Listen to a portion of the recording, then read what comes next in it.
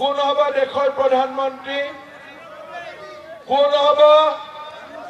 নৰেন্দ্ৰ মোদী দেশৰ প্ৰধানমন্ত্ৰী হব। আৰু আমাৰ ভোট কাৰ কাৰণে দিম? আমি নৰেন্দ্ৰ মোদীৰ কাৰণে দিম। নাঙলত ভোট দিলে প্ৰধানমন্ত্ৰী কোন হব? নাঙলত ভোট দিলে প্ৰধানমন্ত্ৰী কোন হব? কোনোতো প্ৰধানমন্ত্ৰী নাই, আছে নেকি? নাঙলত ভোট দিলে প্ৰধানমন্ত্ৰী কোন হব আমি নাজানোৱে। নাঙলে অকল এটা চিনত উঠিছে আৰু নাঙলত ভোট দিলে দেশৰ প্ৰধানমন্ত্ৰী কোন? নাঙলেও নিজৰ নামটো নাজানে। অৰ্থাৎ নাঙলকো যদি কোনে তোৰ বাবা মাৰ নাম কি নাজানো বুলি কব, কাৰণ নাঙলেও নিজৰ প্ৰধানমন্ত্ৰীৰ নামটো নাজানে, হয়নে নহয়? কিন্তু ট্ৰেক্টৰত যদি কোনে প্ৰধানমন্ত্ৰী কোন? মোদী, হয়নে? আজিকালি নাঙলত কোনোবাই খেতি কৰে নেকি? নাঙলত খেতি কৰে নেকি? দতমাতটো বহুত খেতি হয়, নাঙলত আজিকালি কোনোবাই খেতি কৰে নেকি? কেইদিনমান আগতে ওদালগুৰিত মই কৈছিলো, কটা হাতৰ নাম নাই আৰু নাঙলৰ আজিকালি দাম নাই, হয়নে? বিনা পইচা দিলেও নাঙল ল'ব নেকি কোনোবাই?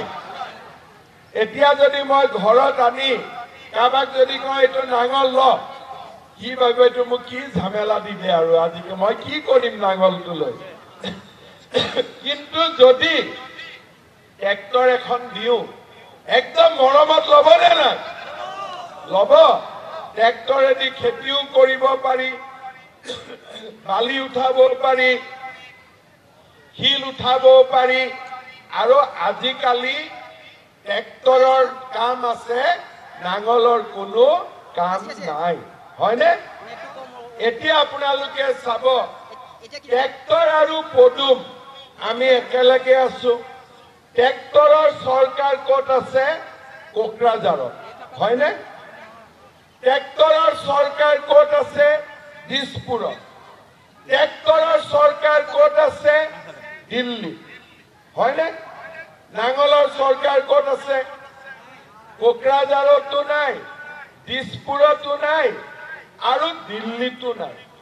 কিয় নাই? কাৰণ আজি আমাৰ বড়োলেণ্ড শান্তিত আছো। আজি আপোনালোকে দেখিব যে যেতিয়াৰ পৰা প্ৰমোদ বড়ো আমাৰ ইয়াতে চিফ হ'ল, তেতিয়াৰ পৰা আমাৰ ৰাজ্যখনত আৰু বিটিআৰত কোনো গণ্ডগোল নাই।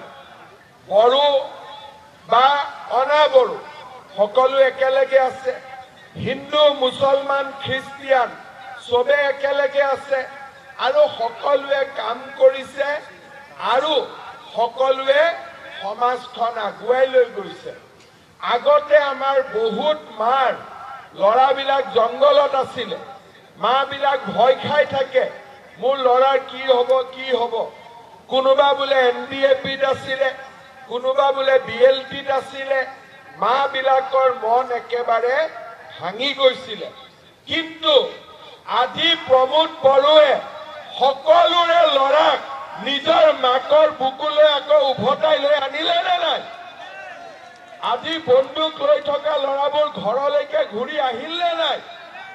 আজি আপোনালোকে চাওক, আগতে যেতিয়া হাগ্ৰামা মহিলাৰী আছিলে বা আন কোনবা আছিলে, ল'ৰাবিলাক জংগলত পঠাইছিলে যে জংগলত যা জংগলত যা, আৰু প্ৰমোদ বড়োৱে জংগলৰ পৰা মাৰ কোলালৈকে ল'ৰাবিলাক ঘূৰাই আনি কৰি পাব লাগে, হয়নে?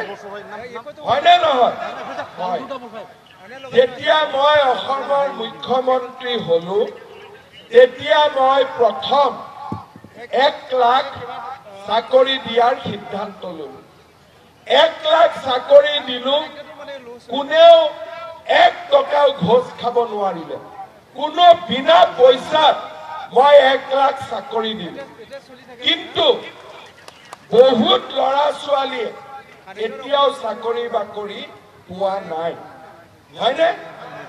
সেইকাৰণে আজি মই ইয়াতে ঘোষণা কৰিছো যে মই 1 লাখ চাকৰি দিয়া হৈ গল এই বছৰত মই আৰু 50,000 নতুন চাকৰি 50,000 কামাণ্ডোৰ পোষ্ট ওলাব পুলিচৰ পোষ্ট ওলাব থাৰ্ড গ্ৰেড ফৰ্থ গ্ৰেড সবৰ পোষ্ট ওলাব জুলাই মাহত পুলিচৰ দৌৰা হ'ব জুলাই অলপ গৰম থাকিব তথাপিও তহঁতি দৌৰিব লাগিব হ'ব পাৰিবি নাই ৰেডি ৰাতিপুৱা দৌৰি আছ ঠিক আছে জুলাই মাহত পুলিচৰ পোষ্ট আহিব অলপ পোষ্ট বঢ়াই দিব কৈছে অলপ বঢ়াই দিব হ'ব সেপ্টেম্বৰ অক্টোবৰ মাহত থাৰ্ড গ্ৰেড ফৰ্থ গ্ৰেডৰ ইণ্টাৰভিউ হ'ব আৰু এনেকে এই বছৰটোত মই আৰু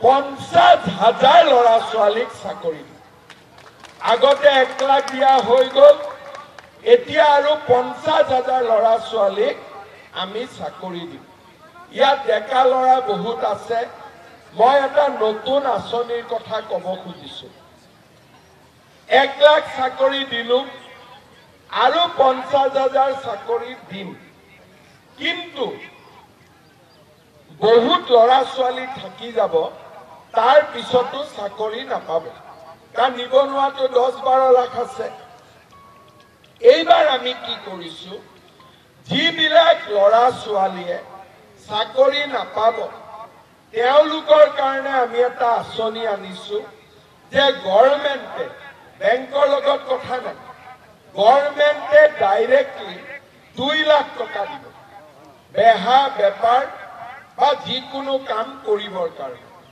এই 2 লাখ টকা গভৰ্ণমেণ্টক 1 লাখ টকা ঘূৰাই দিব লাগিব 1 লাখ টকা ঘূৰাই দিব নালাগে তাৰ মানে চাকৰি নোপোৱা ল'ৰা ছোৱালীয়ে ব্যৱসায় বাণিজ্য কৰিবৰ বাবে চৰকাৰৰ পৰা সুবিধা পাব